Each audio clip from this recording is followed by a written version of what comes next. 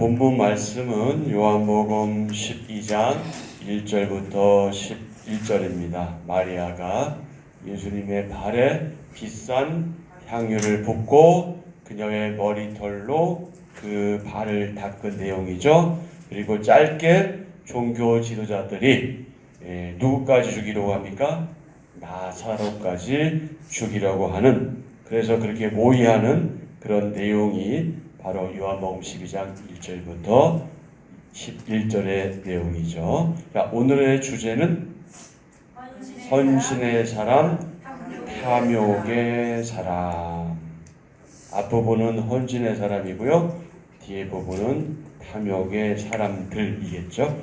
헌신의 사람, 탐욕의 사람. 요한복음 12장 1절입니다. 6월절 엿새 전에 예수께서 베다니에 이르시니 이곳은 예수께서 죽은 자 가운데서 살리신 나사로가 있는 곳이라. 거기에 예수를 위하여 잔치할새 마르다는 일을 하고 나사로는 예수와 함께 앉은 자 중에 있더라. 마리아는 지극히 비싼 향유 곧 순전한 나드 한 근을 가져다가 예수의 발에 붓고 자기 머리털로 그의 발을 닦으니 향유 냄새가 집에 가득하더라. 제자 중 하나로서 예수를 잡아줄 가리옷 유다가 말하되 이 향유를 어찌하여 300데나리온에 팔아 가난한 자들에게 주지 아니하였느냐 하니, 이렇게 말함은 가난한 자들을 생각함이 아니요 그는 도둑이라 돈꾀를 맞고 거기 넣는 것을 훔쳐가미러라. 예수께서 이르시되 그를 가만두어 나의 장례할 날을 위하여 그것을 간직하게 하라. 가난한 자들은 항상 너희와 함께 있거니와 나는 항상 있지 아니하리라 하시니라. 유대인의 큰 무리가 예수께서 여기 계신 줄을 알고 오니 이는 예수만 보기 위함이 아니요 죽은 자 가운데서 살리신 나사로도 보려 함이러라. 대제사장들이 나사로까지 죽이려고 모의하니 나사로 때문에 많은 유대인이 가서 예수를 믿음이러라. 오늘의 말씀 요약입니다. 6월절 엿새 전에 예수님을 위해 잔치할 때 마리아가 값진 향유를 예수님 발에 붓고 자기 머리털로 닦습니다. 가룟 유다는 향유를 팔아 가난한 자들에게 주지 않았다고 비난합니다. 이에 예수님은 자신의 장례를 위한 일이라 하시며 가난한 자들처럼 자신이 항상 함께 있는 것이 아니라고 하십니다. 오늘 본문 말씀은 역시 두 가지로 나눌 수 있는데 1절부터 3절 또 4절부터 11절입니다. 1절부터 3절의 소주제는 향유를 부은 마리아, 4절 이하에서 11절까지는 비난하는 가룟 유다. 그러면 마리아는 어떤 사람인 거예요? 헌신의 사람이겠고요. 가룟 유다는 탐욕의 사람이겠죠. 더 나아가서 종교 지도자들 역시 탐욕의 사람에서 자유롭지는 않습니다. 오늘 본문에서는 특별히 마리아와 가룟 유다를 대비해서 보여주고 있습니다. 아낌없는 헌신은 무엇의 표현이라고요? 사랑의 표현이다. 자꾸만 주고 싶은, 왜 그런 사람 있지 않습니까? 줘도 아깝지 않은, 그렇다고 내가 많이 가지고 있는 것도 아닌데 자꾸 뭔가 주고 싶고 잘해주고 싶고 하는 게 다 사랑의 발로이죠. 아낌없는 헌신은 사랑의 표현입니다. 6월절 엿새 전에 예수님이 베다니 누구의 집을 방문하셔요? 나사로의 집을 방문하십니다. 1절 6월절 엿새 전에 예수께서 베다니에 이르시니 이곳은 예수께서 죽은 자 가운데서 살리신 나사로가 있는 곳이라. 잔치자리에서 마리아가 매우 값진 향유를 예수님의 발에 붓습니다. 2절 3절 거기서 예수를 위하여 뭐할세? 잔치할세. 마르다는 여전히 일을 하네요. 나사로는 예수와 함께 앉은 자 중에 있더라. 마리아는 지극히 비싼 향유 곧 순전한 나드 한 근을 가져다가 예수의 발에 붓고 자기 머리털로 그의 발을 닦으니 향유 냄새가 집에 가득하더라. 나드의 뜻은요, 향기가 나다 이런 뜻입니다. 향기가 나다. 이 순전한 나드 한 근은 얼마일까요? 얼마일 것 같습니까? 잘하시네요. 이 유다는 이 머리가 잘 돌아가는 사람이잖아요. 그러니까 이 3절에서 얘기하는 나드 한 근에 대해서 5절에서 가룟 유다가 뭘 얘기해요? 300데나리온을 얘기하거든. 그러니까 300데나리온은 우리 지금 권사님 잠깐 말씀하신 것처럼 그 당시 노동자의 1년치 월급이에요. 지금으로 말하면 이제 뭐죠? 연봉인 거죠. 1년치 연봉을 어떻게 한 거예요? 갖다 쏟아 부은 거예요. 이게 이제 현실적으로 계산전환까지 제정신인가 이게. 지금 유다가 그거 얘기하는 거거든요. 이게 제정신이야? 지금 이 얘기하는 거거든. 어쨌든 뭐라고요? 나타난 거는 약 300데나리온인데 노동자 1년치 임금이다. 예수님은 이 향유를 자신의 발에 부은 마리아의 행위에 대해서 중요한 의미를 부여하시죠. 7절에서 그를 가만두어 나의 장래할 날을 위하여 그것을 간직하게 하라. 마리아의 행동에서 우리 신앙인의 본받을 덕목 네 가지를 발견할 수가 있습니다. 첫 번째는 무엇입니까? 감사. 무엇보다 감사. 그렇습니다. 신앙의 첫걸음은요, 감사에서부터 시작되는 것 같아요. 그러니까 감사가 없으면 그 다음은 아무것도 없을 것 같아요. 근데 감사가 있으면 계속해서 이어지죠. 마리아의 행동은 죽은 오빠 나사로를 살려준 일에 대한 어떤 표시? 감사의 표시다. 둘째, 아낌없는 헌신이다. 감사하는 사람은 아낌없는 헌신으로 자연스럽게 나아가게 되겠죠. 향유 가격은 300데나리온으로 당시 노동자의 1년치 품삯이다. 셋째, 겸손. 엎드려 자신의 머리털로 예수님의 발을 닦았습니다. 넷째, 영적으로 깨어있는 모습. 마리아의 헌신은 장차 예수님의 죽으심과 장례를 준비하는 일이 되었다. 이렇게 첫 번째, 감사, 아낌없는 헌신, 겸손, 영적으로 깨어있는 모습, 이것이 마리아의 행동에서 오늘날 우리 신앙인들이 본받을 네 가지의 덕목이다. 마리아는 아낌없이 향유를 부었죠. 그녀는 헌신의 사람이었습니다. 자, 그러면 우리가, 저와 여러분이 예수님을 위해서 기꺼이 드릴 헌신은 무엇인가요? 오늘 하루 동안 또 깊이 묵상하시면 좋겠습니다. 자, 이 향유를 부은 마리아, 헌신의 사람과 비교해서 누가 나옵니까? 가룟 유다. 어떤 가룟 유다? 비난하는 가룟 유다. 결국은 그 마음 가운데 뭐가 있는 거예요? 탐욕이 있는 거죠.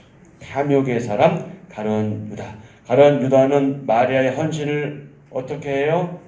비난하죠. 폄하하는 거예요. 아주 지가 함부로 재단하는 거죠. 자, 5절. 이 향유를 어찌하여 300데나리온에 팔아 가난한 자들에게 주지 아니하였느냐? 아니, 쥐가 뭔데 감히. 제자 중 하나로서 예수를 잡아줄 가룟 유다가 이렇게 말한 거죠. 이 향유를 어찌하여 300데나리온에 팔아 가난한 자들에게 주지 아니하였느냐. 이게 무슨 얘기예요 지금? 뭐 말하고 싶은 거예요 가룟 유다가? 자, 데나리온은 신약 시대에 쓰이던 로마 제국의 은화입니다. 은으로 만든 요즘 말로 말하면 동전인 거죠. 당시에 가장 널리 유통되던 은화가 데나리온입니다. 데나리온, 노동자의 하루 품삯. 여러분 1달란트, 달란트 비유 아시죠? 1달란트는 몇 데나리온일까요?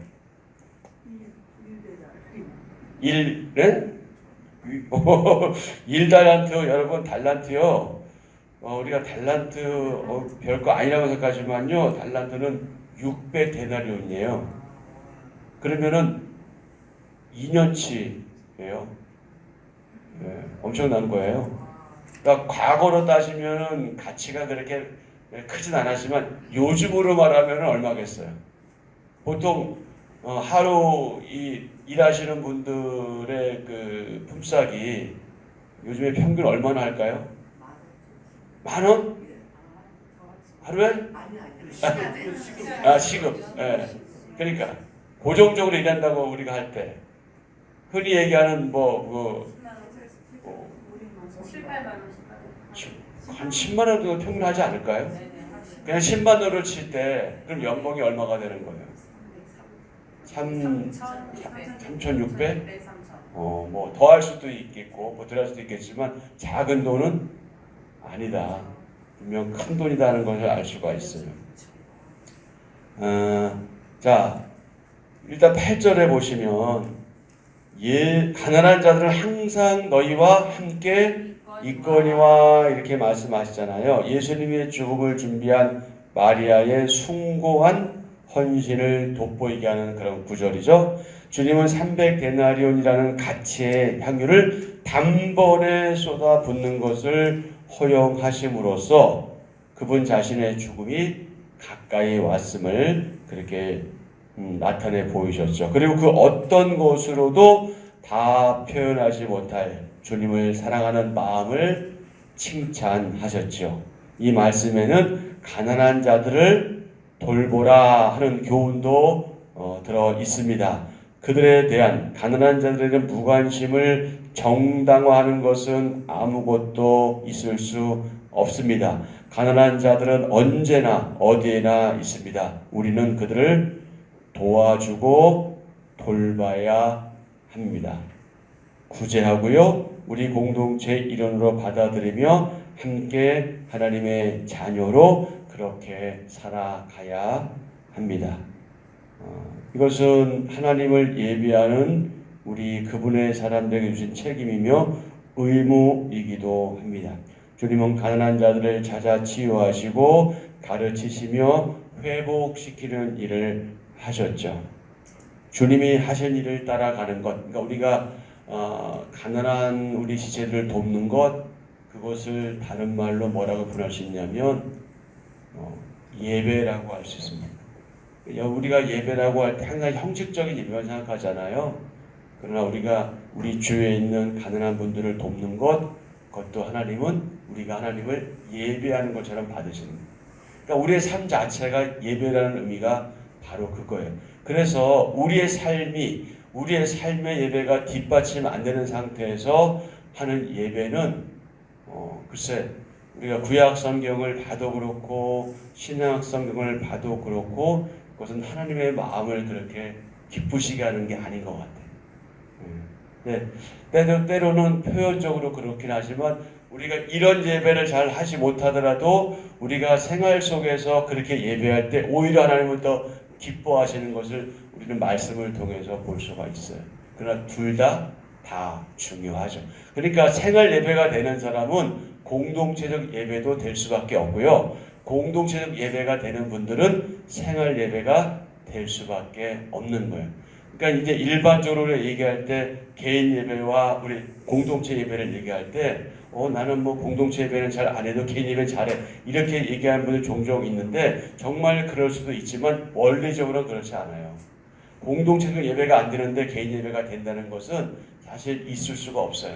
근데 개인적으로 주님을 만나는 사람은 공동체적으로 주님을 만날 수밖에 없고요. 공동체적으로 주님을 만나는 사람은 개인의 그 생활 속에서 주님과 동행할 수밖에 없어요. 그게 원리예요. 그래서 나는 솔직하다 그래서 공동체 예배는 잘 안 하지만 개인 예배한다 이렇게 얘기하는 분들은 사실은 스스로가 모순을 범하고 있는 거예요. 그러나 우리는 그럼에도 불구하고 어떻게 해줘야 돼요? 인정해 줘야 돼요. 그렇게 했구나 이렇게 인정해 주는 것이 성경의 원리에 비해 볼 때는 사실 납득하기는 쉬운 일은 아니죠. 어쨌거나 가난한 자들을 돌보고 가난한 자들에 대한 생각을 가지고 어떤 형태로든 내가 할 수 있는 부분에서 그들에게 자꾸 내가 가진 것을 함께 나누는 그것은 하나의 예배로 볼 수 있다는 것을 항상 우리가 기억하셔야 돼요. 그러니까 예배라는 것은 결국 뭐예요? 우리의 마음이 온전히 그분께 향해 있는 것이거든요.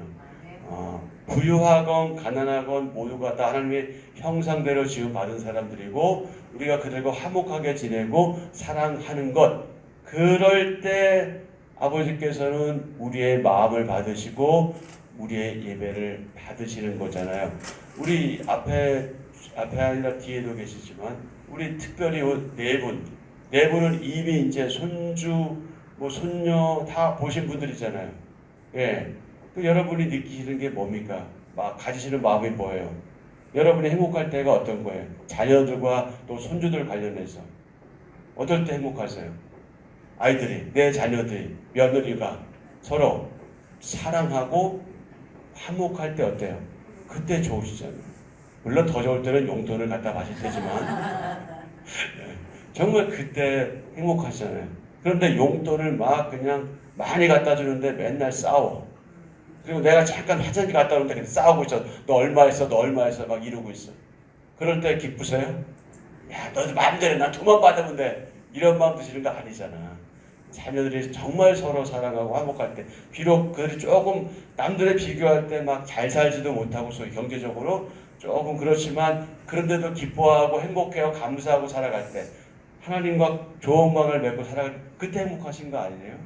또 하나님 마음도 그러지 않으시겠어요? 그분의 자녀들이 저와 여러분들이 서로 사랑하고 화목하고 그러면서 그렇게 하나님을 예배할 때 참 기특하구나 이러지 않으시겠네요. 그러니까 여러분 항상 기억하셔야 돼요. 내가 언제 어디에 있든지 바로 그것이 어디라고요? 예배의 장소니까 어디예요? 그래서 성지란 말이에요. 그래서 내 가정이 성지고 내 직장이 성지고 이곳이 성지인 것이라. 왜냐? 그곳에 하나님과 내가 함께 동행하고 있습니다. 그리고 무엇보다 우리들 자신이 뭐예요? 성전이잖아요. 우리가 성전이에요. 내 안에 성령님이 계시기 때문에. 그러니까 내가 가는 모든 곳이 다 사실은 성전인 거예요. 그런 의미에서 볼 때는. 근데 우리는 여기만 성전이라고 자꾸 얘기하는데 계속 제가 강조하지만 성전에는 이렇게 들어올 수 없어요. 그러니까 그것이 모순이란 말이에요. 구약시대 성전 개념을 생각하면 우리 성전에 들어올 만한 사람들이 아니에요. 성전에는 제사장만 들어갈 수 있었어요. 근데 여기를 자꾸 왜 성전이라고 부르냐고. 이건 예배당이에요. 그런데 우리가 성전이라고 부를 수 있는 한 가지 건물로서의 성전이 아니라 우리가 성전이니 내가 있는 곳이 거룩한 장소라는 의미에서는 이곳을 성전이라고 불러도 그거는 관계없는 거란 말이에요. 그러나 계속 구약 시대에 생각하면서 성전을 생각하면 안 된단 말이에요. 그래서 가끔 보면은 계속 예배당 성전 봉헌 이러는데 무슨 성전 봉헌입니까? 예배당을 지어서 하나님께 드리는 것이. 그래서 내가 성전이라는 사실을 항상 기억하시고 내가 가는 곳이 어떤 곳이다? 바로 그곳이 거룩한 곳이다. 이 생각을 가셔야 돼요. 여행지에 가서도 마찬가지예요. 어디에 있든지 내가 있기 때문에 거룩하다는 생각을 하시면 그곳에 바로 하나님이 계시고 내가 거기서 하나님께 예배하는 거예요. 그런 사람들은 주일날 공동체 모여서 하나님을 또 함께 예배한다. 왜? 우리가 주일날 모여서 예배하는 그 예배 행위는요. 우리가 장차 하나님 앞에 가서 우리 성도들이 하나님을 찬양할 것을 예배할 것을 준비하고 미리 맛보아 경험하는 거예요. 그래서 주일 예배가 중요한 거예요. 그래서 우리가 함께 공동체적으로 예배하는 게 중요한 거예요. 그러나 가끔은 못 나올 수도 있죠. 그러나 못 나오는 것에 대해서 우리가 너무 애달파하지 않더라도 너무 또 괜찮아 이럴 것도 아니란 말이에요. 아쉬워해야죠. 우리가 하나님을 찬양하고 하나님을 예배하는 그 일에 내가 빠져 있다는 것은 너무 안타깝고 아쉽게 여겨야 돼. 그런 마음으로 우리가 함께 모여야 되는데 요즘 우리가 가만 보면 현대교회에서는 예배를 너무 경시 여겨. 다른 것들은 막 중요하게 여기면서 이 교회 구조 속에서 다른 것들은 막 중요하게 여기지만 정작 중요한 것은 예배를 소홀히 한다면 뭔가 지금 잘못 가고 있는 거예요. 여러분 마리아와 마리다를 우리가 두고 볼 때 마리아가 일하는 거 잘못된 거 아니에요. 그렇지 않습니까? 누군가는 일을 해야 돼. 그렇지 않아요? 누군가 주방 봉사해야 되잖아요. 그러나 우리가 더 중요하게 여겨야 할 것은 주방 봉사 이전에 예배라는 거예요. 여러분 가운데 그런 부분 안 계시지만 주방 봉사 때문에 예배가 다 안 끝났는데 미리 나가는 것, 그것은 내 마음 가운데 이게 지금 필요하고 섬기는 마음에서는 필요하긴 하겠지만 설사 밥이 타더라도 예배가 더 중요한 사실을 기억하셔야 돼요. 왜 밥 타는 일도 없잖아 또 요즘에는. 그러니까 되게 보면 축도할 때 그냥 나가시는 분 있어요. 근데 축도가 끝나야 비로소 예배가 끝나는 거거든요. 그러니까 항상 우리의 우선순위가 어디에 있는지를 기억하셔야 하는 거죠. 그래서 지금 마리아가 왜 대단하냐? 바로 그런 점에 있는 거예요. 그녀의 마음이 예수님을 향해 있기 때문에. 그래서 그게 헌신의 사람이고 그런 거예요. 근데 거기에 대해서 지금 이 가론유다는 어떤 거예요? 탐욕이 가득 찬 거예요. 탐욕. 이 사람이 회개를 맡았거든요. 12 제자 중에 회개를 맡은 사람이에요. 그러니까 이게 어때요? 이게 잘 돌아가는 사람이거든. 인간적으로 가론유다인데 똑똑한 사람이에요.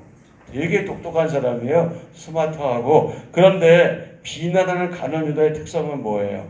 첫째, 우리 가론유다를 통해서 신앙인이 우리가 경계해야 될 모습을 볼 수가 있다고 그랬어요. 첫째 뭡니까? 위선이에요. 위선.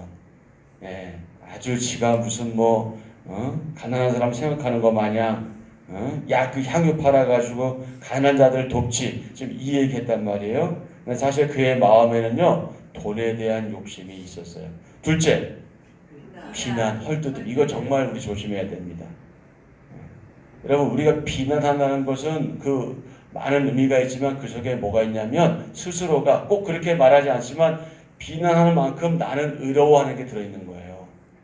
내가 비난하면 나는 높아지고 그 사람은 상대적으로 더 나빠지는 것처럼 여기는 거거든요. 여러분 절대 정말 비난해서는 안 돼. 생각해 사는 말하고 비난은 달라요. 헐뜯기 위해 사는 거하고 그 사람을 생각해서 안타까워하는 거하고는 달라요.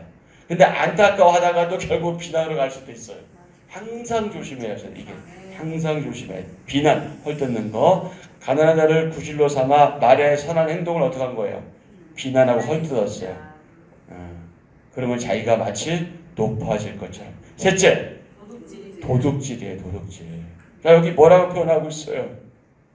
몇 절입니까? 6절. 가난한 자들 생각함이 아니요. 그는 도둑이라 돈꾀를 맞고 거기 넣는 것을 훔쳐가미려라. 이렇게까지 표현하는 거 보면은 아마도 자주 했을지도 몰라요. 자주 인마이 포켓 주머니 타고 딴 데는 슬쩍 이렇게 일부를 집어넣었을지도 모르는 거죠. 그의 도둑질이 지속되었다는 것을 알 수가 있고요. 넷째, 영적 무지. 예수님의 제자였는데 12명에 들어갔는데 너무 안타깝죠. 그리고 그는 예수님의 죽음이 곧 다가온다는 사실을 전혀 알지 못할 뿐더러 결국은 자신을 통해서 그것이 이루어지는 것을 그는 알지 못했죠. 영적 무지, 영적으로 무지한 자였어요. 그러면 가룟유다가 왜 그렇게 배반하는데 앞장섰냐면 자기가 생각했던 분이 아니었던 거예요. 이 가룟유다는 정치적인 메시아를 제자들도 다 그러했지만 거의 그러했지만 가룟유다는 더더욱이 그러했었거든요. 정치적인 메시아를 꿈꿔왔는데 아니 이 사람은 너무 연약해. 뭔가 있어. 뭔가 있는데 결정적으로 없어. 왜? 너무 약해. 너무 약해. 강하게 딱 나서야 되는데 아니 너무 약해. 잡히지를 않나. 너무 약해. 그러니까 이건 아니야. 영적으로 무지한 사람들의 특징이죠. 자, 그래서 영적 무지와 탐욕으로 인해 가룟 유다는 점점점 멀어지죠. 구원자 예수님과 점점점 멀어집니다. 자, 여러분은 어떤 사람이 되고 싶으세요? 헌신의 사람이 되고 싶으세요? 탐욕의 사람이 되고 싶으세요? 당연히 우리는 누구나 대답하죠. 저는 헌신의 사람이 되고파요 라고 얘기하지만 실제적으로 우리는 나도 모르게 탐욕의 자리에 있을 때가 있을 수 있습니다. 자, 오늘 말씀 속에서 우리 세 가지 특징을 생각할 수가 있는데, 첫 번째, 예수님을 사랑하는 사람이 있다. 두 번째, 예수님을 이용하는 사람이 있다. 세 번째, 어떤 사람이 있냐? 예수님을 대적하는 사람이 있다. 예수님을 사랑하는 사람은 누구예요? 향유를 붓는 마리아이죠. 예수님을 이용하는 사람은 누구예요? 물질을 탐하는 가룟 유다죠. 예수님을 대적하는 사람은 누굽니까? 나사로도 죽이려 하는 대제사장들이죠. 9절부터 11절 유대인의 큰 무리가 예수께서 여기 계신 줄 알고 오니 이는 예수만 보기 위함이 아니요 죽은 자 가운데 살리신 나사로도 보려 함이라. 대제사장들이 나사로까지 죽이려고 모의하니 나사로 때문에 많은 유대인이 가서 예수를 믿음이러라. 예수님을 사랑하는 사람, 그분을 이용하는 사람, 그분을 대적하는 사람이 있습니다. 우리는 살아가면서 많은 사람들을 만나죠. 여러분 지금까지 살아오시면서 많은 사람들을 만나잖아요. 근데 그 가운데 기억되는 사람이 있어요. 기억되는 이유는 크게 두 가지인데, 하나는 좋아서 기억되는 사람, 하나는 나빠서 기억되는 사람이 있어요. 수없이 많은 시간이 흘러갔을 때 또 여러분이 우리 서로를 바라볼 때 어떤 사람으로 기억될까요? 시간이 지난 뒤 예를 들어 여러분이 저를 기억하실 때, 제가 여러분을 기억할 때 좋은 사람으로 기억될까, 아니면 좋지 않은 사람으로 기억될까? 시답지 않게 기억될. 시답지 않은 사람은 기억도 안 해. 좋은 사람 아니면 그렇지 않은 사람으로 그렇게 기억되겠죠. 생생히 기억되는 사람이 있습니다. 어떤 사람은 좋은 기억을, 어떤 사람은 나쁜 기억을 떠올리게 하죠. 자, 저나 여러분, 우리는 예수님과 사람들에게 어떤 기억을 주는 사람일까요? 자, 세 종류의 사람을 말씀드렸죠. 사랑하는 사람, 예수님을 이용하는 사람, 예수님을 대적하는 사람. 우리는 어떤 사람일까요? 우리의 인생이 예수님께 어떻게 기억될지, 예수님과 사람들에게 사랑과 헌신으로 기억되는 그런 삶을 사는 저와 여러분 되었으면 참 좋겠습니다. 한 절 묵상입니다. 사랑은 헌신으로 나타납니다. 마리아는 자신의 모든 것을 쏟아부을 만큼 예수님을 사랑했습니다. 그 사랑은 예수님의 죽음을 준비하는 행위로 인정받았습니다. 반대로 가룟 유다는 예수님을 통해 자기 욕심을 채우려 했습니다. 그 결과 마리아는 영원한 생명을, 가룟 유다는 영원한 저주를 받습니다. 자, 여기서 잠깐 그 결과 마리아는 영원한 생명을, 이것은 우리가 문자적으로만 보시면 안 돼요. 그러니까 이것 가지고 마리아는 구원받았어 뭐 이렇게 얘기하는 것은 무리수가 있어요. 다만 우리는 이 본문 속에서 마리아가 예수님에 대한 헌신을 했다는 것, 그걸로만 기억하는 것으로 족하지 그 이상을 생각할 이유는 없습니다. 항상 여러분 성경을 보실 때 그 이상을 생각하시면 안 돼요. 지금 여기서 이렇게 표현하고 있는 것은 그만큼 예수님에 대한 사랑과 헌신을 부각하는 겁니다. 그걸 좀 기억하시면 좋겠고요. 어쨌든 마리아는 영원한 생명을, 가룟 유다는 영원한 저주를 받습니다. 그러니까 여기서 그냥 그치고 회개했으면 좋은데 결국 아쉽게도 유다는 예수님을 배반하고 끝내 돌이키지 못한 데까지 갔기 때문에 이렇게 표현한 겁니다. 자, 계속해서요. 예수님을 어떻게 대하느냐는 생명과 직결됩니다. 우리를 위해 자신의 생명까지 아끼지 않으신 예수님을 사랑할 때 그때 자신의 소중한 것을 드릴 수 있습니다. 아멘. 여러분 헌금도 그렇잖아요. 헌금도 그렇잖아요. 사실 우리 생활하면서 가능하면 많이 안 드리고 싶은 게 우리의 솔직한 심정 아니에요? 네? 그렇지 않습니까? 저만 그런가요? 무슨 말씀이냐면 우리가 우리 자신에게 몰입되어 있으면 사실 이 돈이 하나님께 드려진다는 게 그렇게 즐겁지 않을 수 있어요.